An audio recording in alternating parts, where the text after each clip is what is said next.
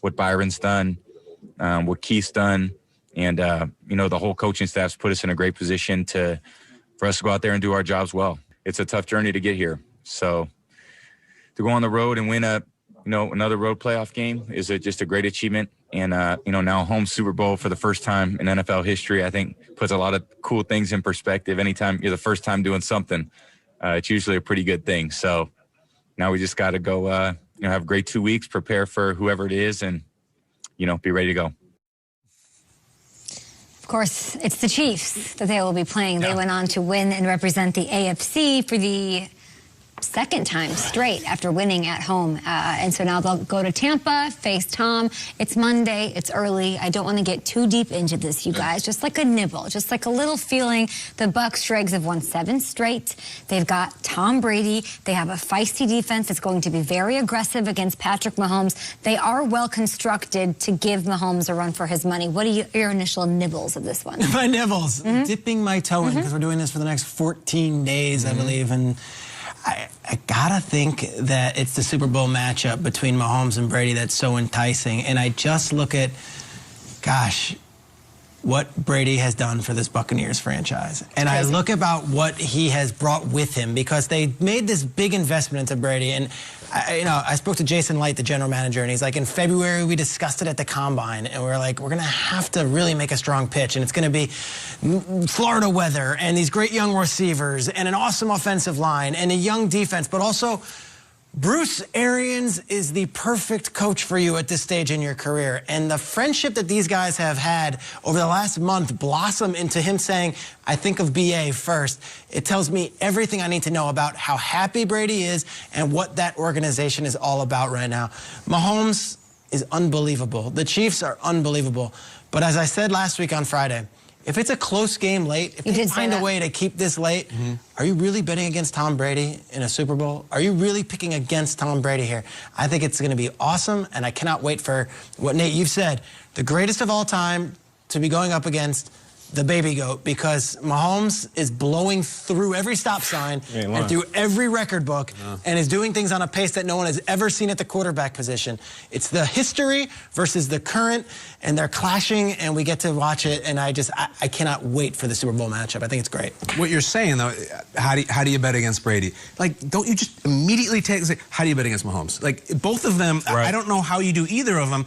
And listen, a year ago, Patrick Mahomes was going to the Super Bowl, and listen, he's going against Jimmy Garoppolo, who had a lot to prove. It was not Tom Brady. This is a different weight class. Yeah. My takeaway from this weekend is we got the right 2 teams. What I mean is Buffalo was not in Kansas City's class. We learned that last night. They'll be back, but they're not there. And I would like to say that it would have been fun to see Rodgers go against Mahomes and try to keep up. I don't think that Packers defense would have anything to say about the Kansas City Chiefs offense. I think that they would have gotten annihilated. I don't think that would have been a competitive game. I think this one is the competitive one. I think the Bucs defense, I think Brady, Mahomes, a million storylines, most of which I think are going to be about the Bucs defense versus the Chiefs offense. They've seen them already. They've seen the fastball. They've seen Tyreek. That's the topic for the next 2 weeks. But my takeaway, we got the right 2 teams. This is the one. Yeah, I'm excited about this matchup like we all are. I want to show you a couple of plays from this past weekend. I'm talking about the Tampa Bay offense, and I want to run some highlights. And you're probably thinking, oh, we're going to show Mike Evans scoring a touchdown or Scotty Miller doing his thing.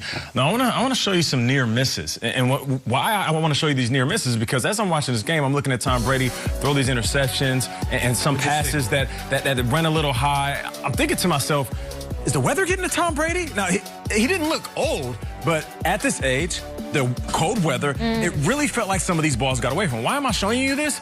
Because, one, I believe that Tom Brady is going to be even more particular about preparing for the Super Bowl, just like he has every time he stepped on the field for the biggest game of his life. But more importantly, he should be glad this game is played in Tampa. I mean, it was cold out there in Green Bay. And, fourth quarter, you're sitting there trying to make these throws, and a couple of them went to him. I'm like, Brady, how could you miss that? Now, he gets to reset, criticize himself more than we ever will. He gets 2 weeks to work on film, game plan for the Chiefs defense, and then also, it's great weather. What, about 70 degrees? Sure. Maybe 65 at his lowest. He's home. On game day. This is going to be great for a guy his age to play in those conditions. This is one of the main reasons why Tom Brady said, I'm leaving the New England Patriots to go all the way down south to the Tampa Bay Buccaneers. For him to be playing in Tampa, all I'm saying is, watch out. He could be wheeling and dealing. Don't be fooled by what happened yesterday. Tom Brady had 3 picks, uncharacteristic. I do not believe that's going to happen in the Super Bowl. Schrags, I said they won 7 straight. I think the last game they lost was against Kansas City. It was the Sunday after Thanksgiving. You have a better Rolodex than I do. What was that game like? I remember the first half really struggles for Tampa Bay. And then the second half, they gave them all they could handle and they settled in. Now this is a totally different team with momentum. I think the Tampa Bay Buccaneers should feel pretty good about this matchup with the second half. If I'm not mistaken, Tyreek Hill had like 200 yards receiving in the first quarter. Chiefs ran out big. Bad first half. The Bucs came all the way back and lost by about 1 score. It was 27-24. And then they had the bye week. And then they haven't lost since. Yeah. So that was like a major catharsis maybe of like, we can't beat good teams. What are we about? And Drew Brees has now been beaten by Tom Brady in a playoff game in Drew Brees' building. Aaron Rodgers has now been beaten by Tom Brady in their building. And now Tom Brady's home with the COVID stuff, and the Chiefs get 1 day in Tampa. I don't know. This might be a huge advantage, to Nate's point, being in Tampa at home in the Super Bowl. And it could matter how healthy Patrick Mahomes is. So for that, let's bring in Ian Rappaport here. The Rap Sheet giving us a couple of early injury updates for Super Bowl 55. Of course, 2 weeks away. The Pro Bowl is, of course, this weekend. But what's going on with Antonio Brown, Patrick Mahomes, his toe respectively? What's up?